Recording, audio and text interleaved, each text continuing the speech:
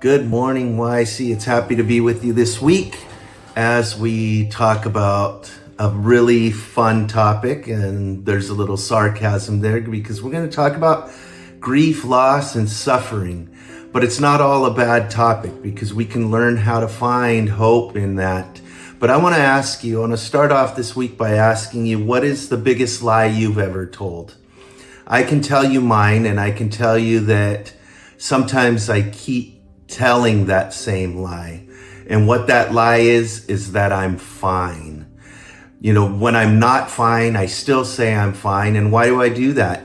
Is it because the people that are asking how I'm doing don't care? No, that's not really it, because they wouldn't be asking me if they didn't care. It's because of my own pride. I'm a husband, I'm a dad, I'm a provider, I'm a man, I'm supposed to be strong. My pride doesn't want me to be strong. It was funny, I was thinking about this the other day as I was getting ready to get dressed and I didn't have any shoes on, and I'm like, I'm strong, I'm a man, I have to be this way. And I kicked the pinky toe of my foot on the corner of my bed, and God humbled me in that moment and said, when the smallest part of my body is in pain, my whole body is in pain. And, we try to avoid it because of discomfort with pain. Why are we so uncomfortable with our emotions, and it wants us to cause us to avoid it? We suffer so much. There was a line in a Rocky movie where, Rocky's trainer says, as we get older, we keep losing and losing and losing until he said, he wondered why he was even around anymore. We suffer so much loss in this world. We suffer the loss of friends, relationships. We suffer loss of security. We lose family members. We might lose our innocence through abuse.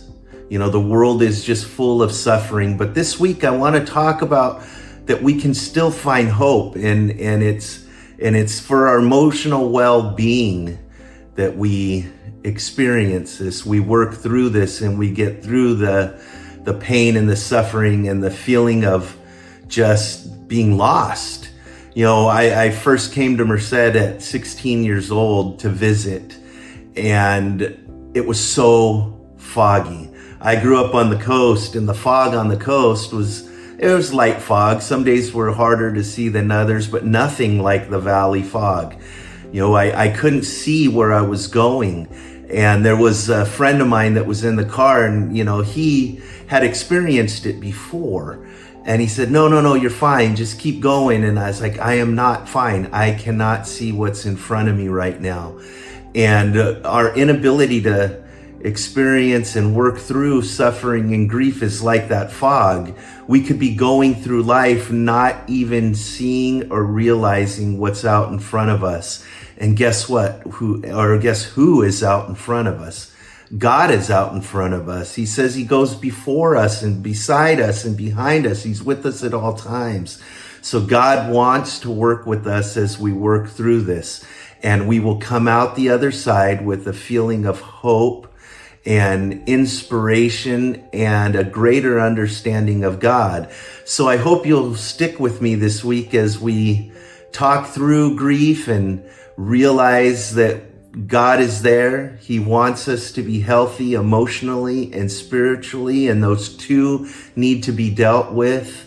Although they're conjoined together somewhat, our emotional health is our emotional health that we can't just pray away. It's like if I broke my foot, I can't pray away that broken foot. I need to seek a surgeon. And God is our emotional surgeon. So stick with me this week as we talk about it and we work through it and we find the treasure that is buried in grief and hope. God bless you, and see you soon.